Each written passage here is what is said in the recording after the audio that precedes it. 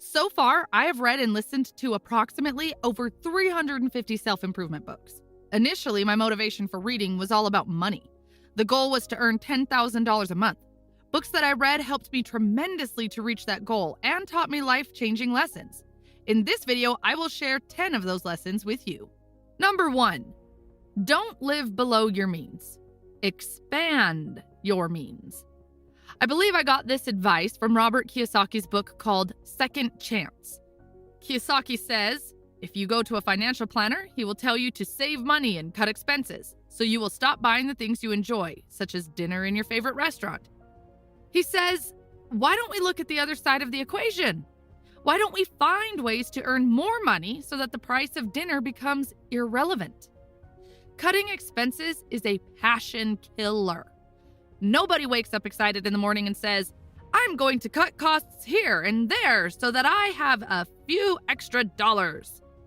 Cutting costs isn't motivating. Always focus on earning more, and instead of saying, I can't afford it, say, how can I afford it? From early on, this advice made so much sense to me for two main reasons. Number 1, I realized that cutting costs has a limit. There are only a limited amount of costs you can actually cut on. Number 2, I realized that my main currency is my energy and time.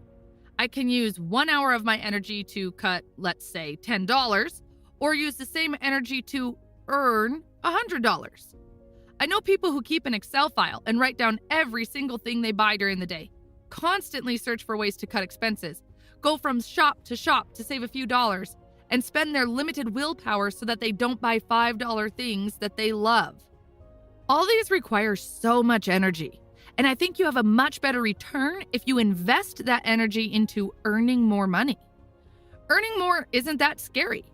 Earning more simply means solving more problems. The more problems you solve, the more you earn. The path to making more money and solving problems looks something like this. First, you start solving small problems. These are usually problems on a personal level, such as a lack of knowledge on certain topics or a lack of self-confidence. Then you move on to more complex ones. Every time you solve a problem, you move to another level where there is another problem waiting for you to be solved. The more money problems you solve, the smarter you get and the more you earn. It also works the opposite.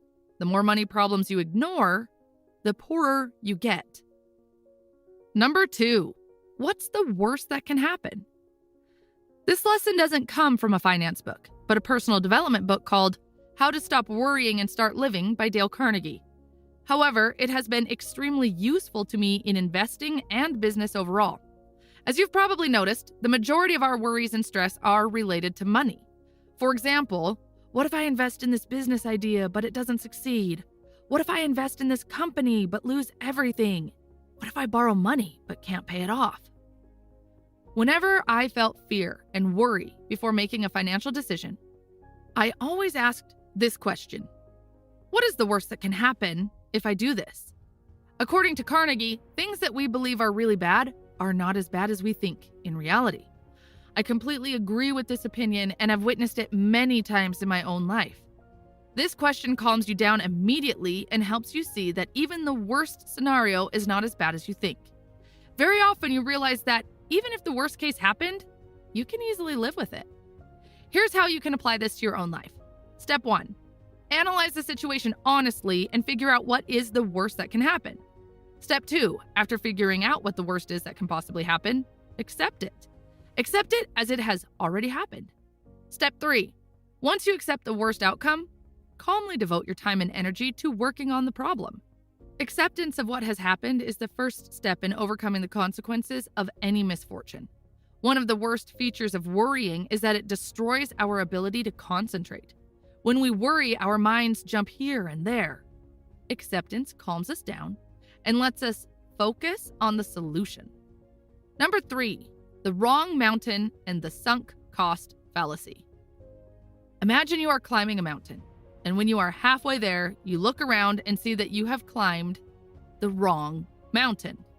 The mountain you had to climb is just right next to you, but you made a mistake.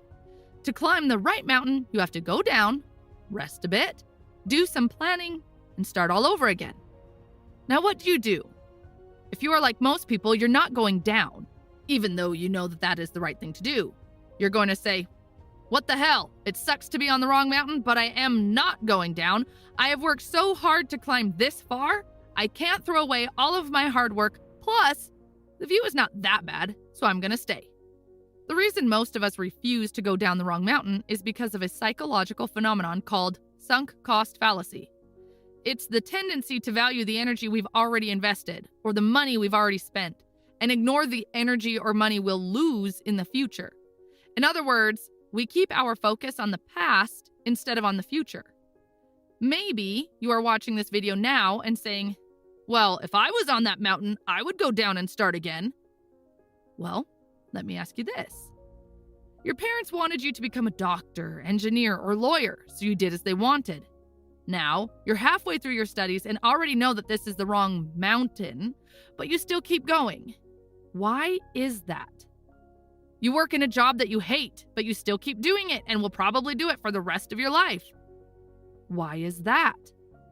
You are in a relationship that you know that is not going to work, but you still keep going. You quit smoking and promise not to smoke again. Instead of throwing away the last package, you're hiding it somewhere in your room. You already get my point, right? The sunk cost fallacy is one of the most common and dangerous cognitive biases we fall victim to. Understanding it has improved my life a lot. It's pretty hard, but I do my best to ignore the price I've paid or the time and the energy I've spent and remind myself that the past is the past. And it is irrelevant when it comes to the future success of something. I ask myself this question: starting from today, knowing what I know now, would I continue investing in this business or relationship? Does it make sense to stick with this decision starting from today or not? If the answer is no, I stop it. Honestly, every single time it was painful to stop.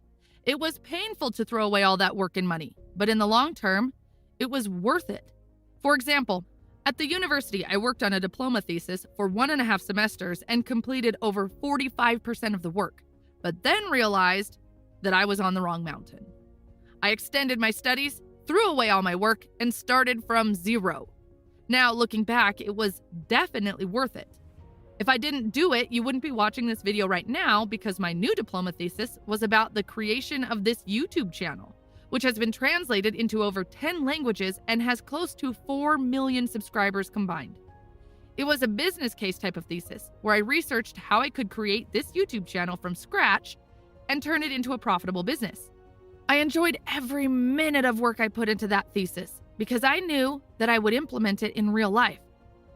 I got a D as a final grade for my thesis, but I felt like I got an A. Please don't get me wrong, I'm not trying to brag or anything. I only tried to give you a real-life example and show you the beautiful things that can happen if you ignore the cost you have incurred and decide to climb a new mountain. Number 4, the difference between an asset and a liability. As many beginning readers do, one of the first few finance books I read was Rich Dad, Poor Dad. The most important lesson that stuck with me was the difference between an asset and a liability. Rich Dad defined an asset as something that puts money in your pocket and a liability as something that takes money out of your pocket. This lesson is extremely simple but hard to apply in real life. Rich Dad said that getting rich is easy. You only need to do one thing: buy more assets. That is it. If you do that, you will be rich. After reading the book, I became conscious of every single purchase I was making and focused on buying more assets. One of the assets I bought was a real estate property that was generating around $40 in positive cash flow. At that time, I was new to YouTube, but already had a few successful videos and was earning money from the channel. One day, I was looking at my earnings and saw that one of the videos had been making around $40 per month consistently. This was a wake-up moment for me because it made me realize that every single video I'm creating is an asset. It is a digital real estate that produces positive cash flow every month. Both the real estate property and that video produced on average $40 every month, but I spent several months on purchasing the real estate and it cost me $12,000 in just a down payment. On the other hand, producing that video was just a few $100s, plus I loved every single moment of creating it. This was the moment I started to take YouTube seriously and treat every single video as digital real estate. This, of course, led to creating more and more videos and channels in different languages. Number 5. When it comes to money, it is stupid to rely on willpower. Automate instead. A few years ago, I was meeting with my manager at the bank to get a credit card. If you're using a credit card, then you probably know that interest rates are pretty high on credit cards. As long as you pay back within a certain period, there is no interest charged, but if you miss the free period, you will be charged pretty high interest. So my manager warned me about this. He said, "Look, you have 2 options to pay back the money. First, and the cheapest option, is to just set a notification on your calendar for the exact day of every month and manually pay. You'll only press 1 button and the money will be transferred. It's so easy, you don't even need to fill in the account number. Just set a button on your calendar and press the 1 button. The second option is to pick a date and the money will be automatically deducted. However, this automatic system will cost you around $3 every month." He said that, in my opinion, the best option is the first option. It is free of charge, plus very easy to do. It doesn't make sense to pay for it. Just set a reminder on your calendar for the same date of every month and simply click 1 button on your mobile app. So I agreed and did as he recommended, thinking that paying $3 per month is unnecessary when I can do it for free. Guess what happened next? On the following 6-month period, I forgot to press that 1 simple button and paid interest twice. Once for $50 and the second for $60. Although I had a calendar notification and the easiness of payment, I still forgot to do it. For example, once when the notification came, I was in the middle of something important and said to myself that I would do it later. And that later never came. After the second interest payment, I emailed the guy and asked him to make it automatic. He once again warned me about the $3 fee. But I already learned my lesson, and it's this. When it comes to your money, whether it is investing, saving for a vacation, paying off debt, or whatever it is, if you don't make it automatic, it's simply not going to happen. I don't care how strong your willpower is or how disciplined you are, you will fail. This lesson always stayed with me, and now I do my best to just make things automatic. Not just with finance, but with other areas as well, because I know that relying on willpower is never going to work. When it comes to money, probably over 90% of the job is psychology and emotions. The beauty of automation is that it eliminates most of the emotional and psychological resistance. You set it once and forget about it. So do a favor to your future self and make things automatic. Number 6, the cost of earning more money. Everything has a price, but not all prices appear on labels. Now, I understand that you want to earn a lot of money, be your own boss, and have a successful business one day, which is completely okay.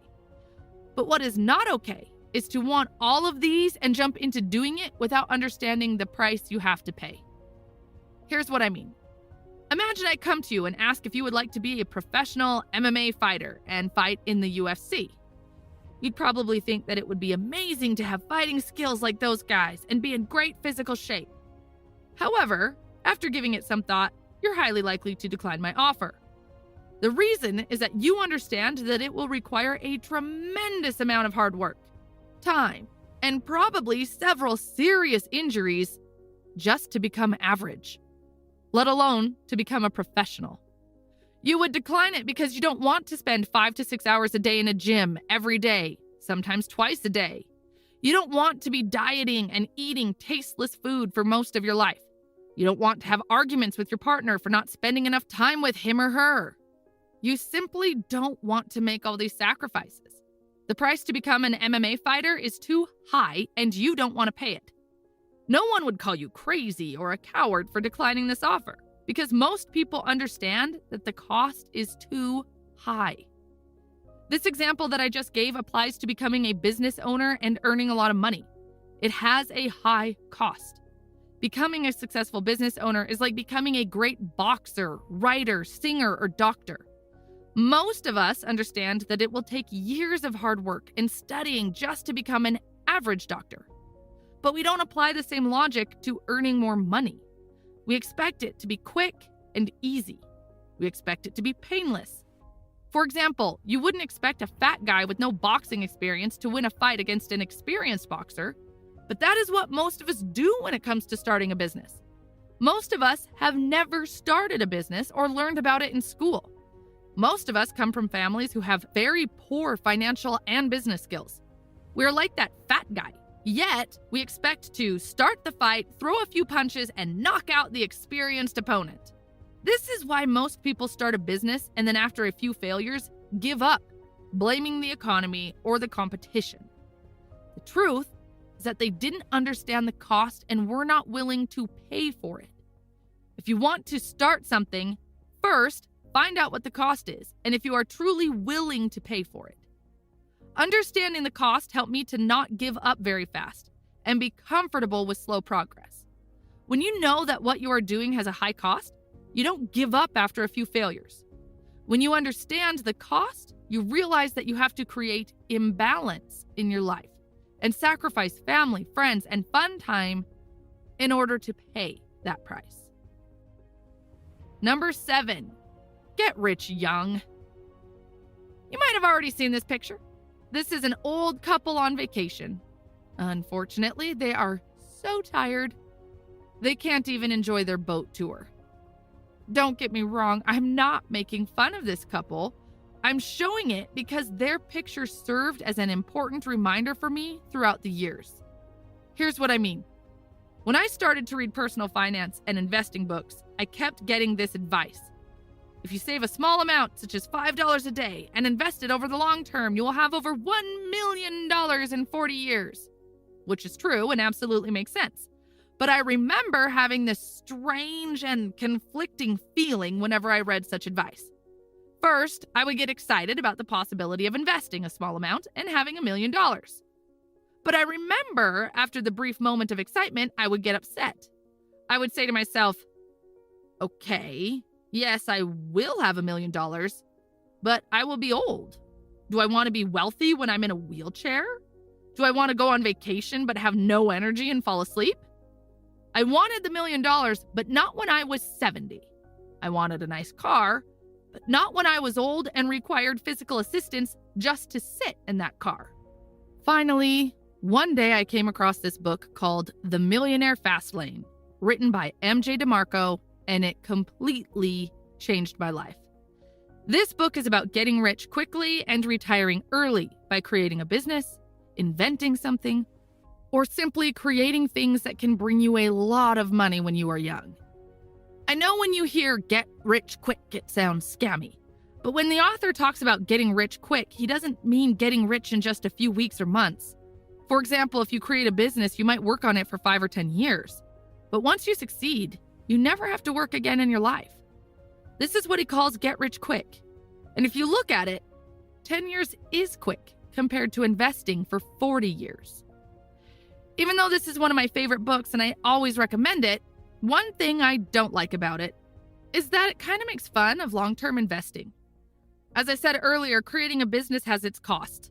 And some people are completely happy with their job and don't want the stress and the responsibility of having something big. For these people, having an average salary and investing $5 a day for 40 years might be a good option. I personally do it as well, but I don't rely on it to make me rich one day. I guess it all depends on what you truly want. If you want to retire early and never work in your life again, then check this book out. On the other hand, if you are happy with your job and long-term investment, then stay where you are. But also keep in mind that compound interest does its magic at the end of the period. For example, 90% of Warren Buffett's wealth was accumulated after the age of 50. Warren Buffett's skill is investing, but his secret is time. He's been investing since he was just a boy. Number 8, think big. When I was in university, I had a classmate who always talked about the importance of being realistic in life. When he saw someone taking a big action or dreaming about some big goals, he would remind them to come back to reality. For example, when some of our classmates talked about going to the United States and studying there, he would quickly say, "Come on, be realistic. You're broke and you can't even introduce yourself in English. How are you going to study there?" It wasn't just with others. He was like that with himself as well. For example, he would say things like, I know that I will never drive an expensive Mercedes and have $1 million in my bank account. Don't get me wrong, he wasn't a bad guy or anything. Quite the opposite, he was nice and a reliable friend. He was the type of friend that you would go to borrow money on bad days or borrow his jacket for a special event. The only problem was that he was a small thinker. He didn't even allow himself to dream about big things. David Schwartz, the author of the book, The Magic of Thinking Big, says that the big thinkers see what is possible, what can be done with their life, not just what their life is at this moment. On the other hand, small thinkers see only what is currently in front of them and nothing else. A small thinker will look at an old house and say, this is an old house in very bad condition, so it will only sell for $50,000. On the other hand, big thinkers will look at the same house and say, yes, this is an old house, but I can plant trees around the house, clean up the yard, and do renovation, and sell it for $100,000. Simply put, one sees what is, and another sees what is possible. Most people can't think big. They don't even let themselves dream about big things. I'm not saying that think big and everything will be great. Not at all. Thinking big is just the first step, and there are probably 100 more steps after that. For example, let's say you're now making $1,000 a month and you start setting big goals. So your first big goal is making $10,000 a month. As soon as you set the goal and start thinking big, it will start guiding you to your destination like a GPS. Soon, your behavior will change and you will start doing things differently. You will start reading different books, you will start watching different videos, and you will start saying no to certain friends. Thinking big will lead to doing big things, and doing big things leads to having big things. First, you become the big person you want to become. Then you do the things the big person does, and only then will you have the things the big person has. Most people believe the opposite is true. They say, first give me the $10,000 a month, then I will start doing the things that the person with $10,000 a month income would do, and only then I can become that person. It doesn't work like that. You have to become the person first, and only then the rest will come. And this can't happen if you don't allow yourself to think big. I have personally learned 2 important lessons about thinking big. Number 1, I found out that many of the big goals are easier to achieve than the small goals because when you set big goals, you realize you can't achieve them by yourself. So you have to involve others. You have to use other people's knowledge and expertise, which makes things much easier to achieve. On the other hand, when you set small goals, you're only thinking about what you can do yourself. Number 2, I realized that the goals I thought were big weren't that big. And the problems I thought were big were not big. I was just too small. Number 9, money equals life energy. Vicki Robbins, the author of the book Your Money or Your Life, says that most of us believe that our job is supporting our life, but in reality, the job becomes our entire life itself. Most of us spend much more than 40 hours a week working to earn money.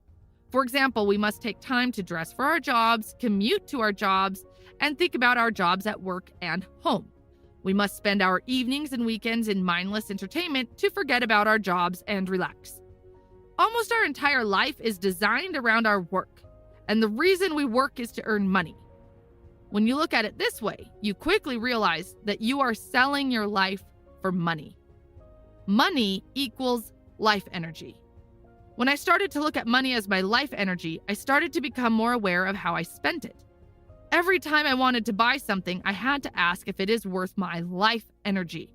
I started seeing prices not in dollars or euros, but in hours or weeks of my life. For example, the new phone I wanted to buy was no longer $800, but 1 month of my life spent working in a job that I didn't like. And I know what you're thinking. You're thinking that this is just forcing yourself to feel guilty about every purchase so that you don't make that purchase. But that's not true. When you see your money as your life energy, you suddenly value it more. And when you value it more, you start spending it on the things that you truly want, instead of spending it on a second pair of shoes that you'll probably wear only once. Here's a question for you. What is the price of your life energy. How much is your every hour truly worth? The traditional way to calculate this is simply to take the amount of your net pay and divide it by the number of hours you have to work. For example, if you work 160 hours per month and your net monthly salary is $500, then we need to divide $500 by 160, and that equals $3.12.5 per hour. However, it's not that simple. To calculate your real hourly wage, you need to take into account other factors, such as the time and money you use for everything related to your work. Think of all the money you must spend to keep your job, such as transport costs, the costs of eating outside, the cost of living in an expensive city because that is where your job is, and medical costs because of work-related stress. You need to deduct all those job-related expenses. This is how you'll know what you earn for each hour of your life's energy. Number 10, create your own luck. The more time passes, the less and less I believe in the power of luck in business. Very often, the thing people call luck is just the result of taking many actions. For example, let's say you and I are looking for an investment property to buy. I go and check 10 flats, but you check 100. Who do you think's going to be lucky? Of course you will be luckier, but from outside, it will look like you just came across a great property and bought it. The more actions you take, the better your chances of getting lucky. People who take action get luckier because they create their own luck. This lesson encouraged me to try many things and also be comfortable with most of them not working out. I learned that you can be wrong most of the time and still be very successful. For example, Warren Buffett admitted that he has owned shares in more than 400 different companies in his lifetime. But the most significant gains came from only 10 of them. Many large companies understand this reality as well. For example, if you review all the series that Netflix has produced, you'll see that only a few of them have had significant success. When you realize this, you can accept that it is normal for many things to fail or go wrong. Sometimes all you need is just one idea, one book, one sentence, one person, or one video to change your life. Others looking from outside will think that you just got lucky and met that one person who helped you succeed. But what they don't know is that you contacted probably over 50 people in order to come across that one person. You created your own luck. This was the last lesson, but I have one more bonus lesson as a conclusion to everything we talked about in this video. At the beginning of the video, I said that I started reading because I wanted to earn more money. But once I started the journey, I realized that this has very little to do with money. It goes way deeper than that. For example, once you start working 15 hours a day to earn more money, you soon realize that you are sitting in your room the whole day and your body and brain are weakening. So you start exercising regularly. And once you start exercising, you realize that you must also fix your diet and sleep. You can't eat junk food all the time and go to bed late and at the same time keep working 15 hours a day. One day you come home from the gym and look at your room and say, I can't believe I live and work in this mess. So you start keeping the room clean and organized. Things start to improve, but for some reason you're still negative and unhappy. This is the moment you start paying more attention to the voice in your head that never shuts up. So you start learning about meditation and controlling that crazy roommate that lives in your head. You used to make fun of people who talk about spirituality and meditation, but now you meditate yourself. You learn how to control yourself and your emotions. You used to get angry and pissed over every single bullshit someone says or does. But now, you just let it go. You acquire new habits and quit the bad ones like smoking. Now that you no longer smoke, you can also stop hanging out with certain friends. Pretty soon, you start to walk and talk differently. You become more self-confident and stop wearing unfitting large t-shirts and jeans like an 11-year-old teenager. You start dressing well because you understand how important the first impression is in communication when meeting new business partners. Years pass and you keep improving, and one day you turn back and see that you have achieved your financial goal. But the person who is standing over the finish line is no longer the same. You have become a different person, both mentally and physically. You've gone through a complete personal transformation. This is the moment you realize that what you have achieved is much more important than money and has very little to do with money. This is it for this video. If you're new to books and personal development, then check out the 2 playlists you see on your screen. The summary of the books I mentioned in this video is on the left side of your screen, and the summary of all the books I've summarized is on the right side. I hope this was a useful video. Thanks for watching.